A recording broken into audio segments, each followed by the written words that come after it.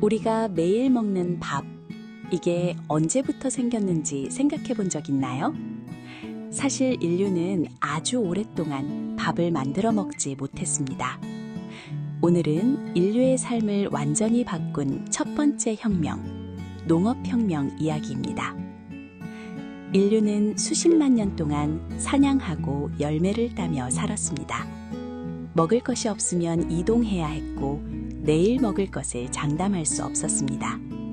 그래서 그 시절 사람들에게 한 곳에 정착해 산다는 것은 거의 불가능한 일이었습니다. 그런데 어느 순간 아주 중요한 사실 하나가 발견됩니다. 씨앗을 심으면 다시 자란다. 이 단순한 깨달음이 인류의 역사를 완전히 바꾸게 됩니다. 사람들은 이동을 멈추고 한 곳에 머물며 농사를 짓기 시작했습니다. 이것이 바로 우리가 말하는 농업혁명입니다. 농사가 시작되자 음식이 조금씩 남기 시작했습니다. 그러자 모든 사람이 농사만 지을 필요는 없어졌습니다. 누군가는 도구를 만들고, 누군가는 집을 짓고, 누군가는 규칙을 만들었습니다. 이렇게 작은 마을이 생겼고, 마을은 점점 커져 도시와 문명으로 발전합니다. 그런데 여기서 의외의 사실 하나가 있습니다. 사실 농사는 사냥보다 더 힘들었습니다. 하루 종일 허리를 굽혀야 했고 비가 오지 않으면 굶어야 했습니다. 그럼에도 불구하고 인류는 왜 농사를 선택했을까요? 이유는 하나입니다. 농업은 힘들었지만 미래를 계획할 수 있었기 때문입니다. 내년을 생각하고 곡식을 저장하고 자식을 키울 수 있게 되었습니다. 이때부터 재산이 생기고 계급이 생기고 권력이 생깁니다. 그리고 결국 국가와 문명이 탄생하게 됩니다. 그래서 농업혁명은 단순히 농사를 시작한 사건이 아닙니다. 인류가 처음으로 자연을 바꾸며 살아가기 시작한 순간입니다. 우리가 살고 있는 지금의 세상은 모두 이 선택에서 시작되었습니다. 다음 영상에서는 기계가 인간의 일을 대신하게 된 순간 산업혁명 이야기를 해보겠습니다. 우리가 사는 세상은 언제부터 이렇게 빠르게 움직이기 시작했을까요? 수작업으로 만들던 물건들이 어느 순간 기계로 쏟아져 나오기 시작했습니다. 이 변화의 출발점이 바로 1차 산업혁명입니다. 18세기 후반 영국에서 시작된 산업혁명은 증기기관이라는 새로운 기술과 함께 본격적으로 움직이기 시작했습니다. 사람의 손과 동물의 힘에 의존하던 생산 방식은 기계의 힘으로 바뀌었고, 작은 작업장은 거대한 공장으로 변해갔습니다. 기계는 더 빠르고 더 많이 만들어냈습니다. 면직물, 철강, 석탄 산업이 성장하며 도시는 급격히 커졌고, 사람들은 일자리를 찾아 농촌을 떠나 도시로 모여들었습니다. 하지만 이 변화는 모두에게 편안한 삶을 주지는 않았습니다. 긴 노동시간, 열악한 작업 환경, 아동 노동과 같은 어두운 그림자도 함께 따라왔습니다. 기계는 인간의 삶을 편리하게 만들었지만 동시에 인간을 기계의 속도에 맞춰 살게 만들기도 했습니다. 그럼에도 불구하고 1차 산업혁명은 인류의 삶의 방식을 근본적으로 바꾸어 놓았습니다. 대량 생산은 물건의 가격을 낮추었고, 더 많은 사람들이 더 많은 것을 누릴 수 있는 사회로 나아가는 계기가 되었습니다. 오늘날 우리가 누리는 산업사회, 출퇴근을 하고 공장에서 생산된 물건을 소비하는 삶의 구조는 이 시기부터 본격적으로 만들어졌습니다. 1차 산업혁명은 단순한 기술의 변화가 아니라 인류의 삶의 리듬을 바꾼 거대한 전환이었습니다. 밤이 어두웠던 시대가 있었습니다. 해가 지면 하루가 끝나던 세상. 그런데 어느 순간 밤이 사라지기 시작합니다.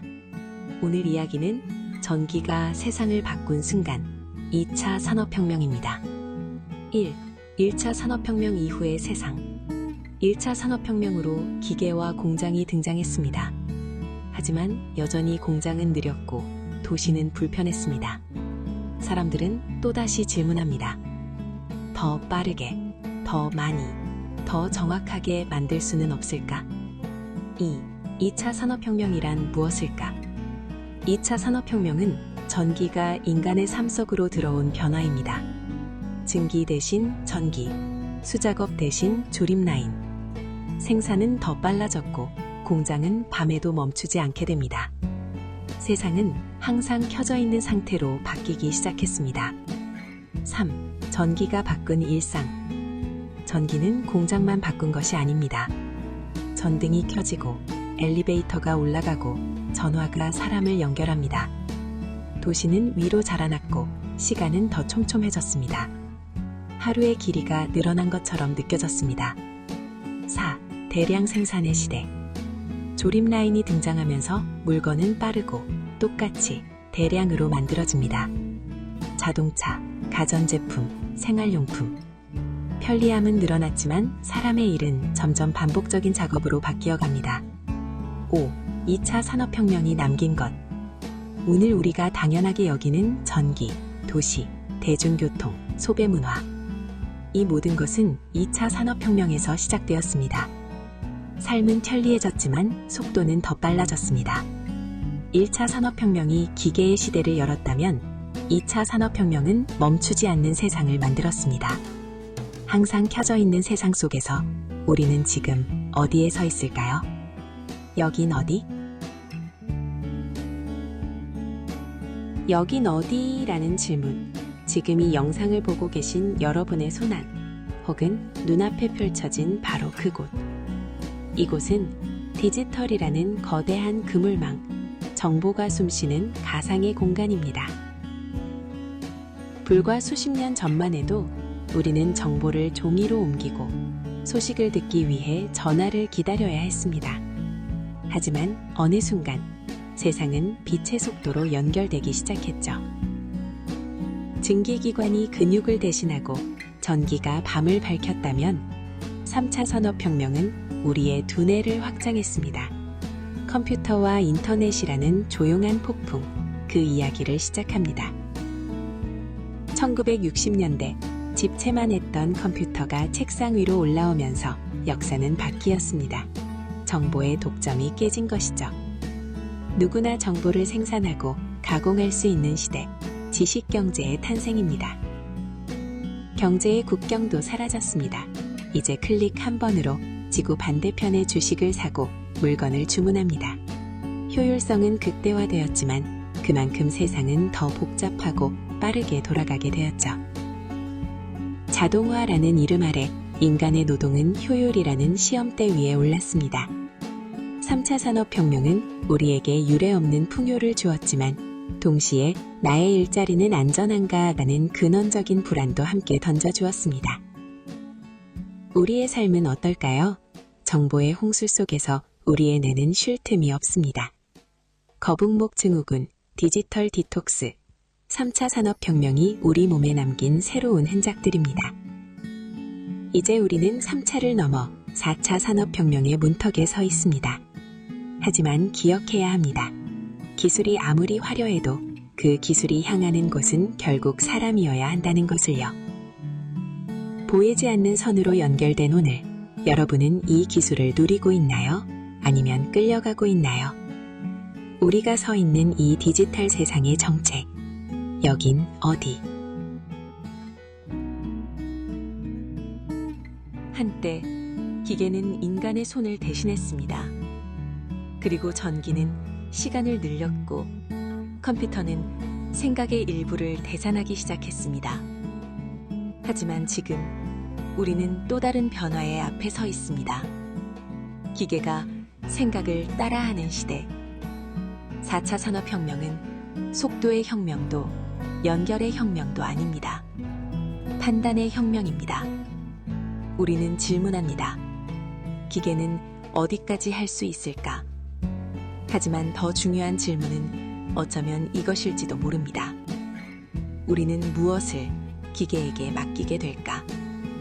알고리즘은 선택을 돕고 데이터는 결정을 대신하며 인공지능은 사람보다 먼저 답을 제시합니다. 편리해진 세상 속에서 우리는 점점 생각하지 않아도 되는 존재가 되어가고 있는지도 모릅니다. 4차 산업혁명은 기술의 문제가 아니라 인간의 선택에 대한 이야기입니다. 우리는 어디까지 맡길 것인가? 그리고 무엇을 끝까지 지켜낼 것인가? 기계가 질문을 던지는 시대, 그 질문에 답해야 하는 존재는 여전히 인간입니다. 이 변화의 한가운데에서 우리는 다시 묻습니다. 나는 지금 어디에 서 있는가? 여긴 어디?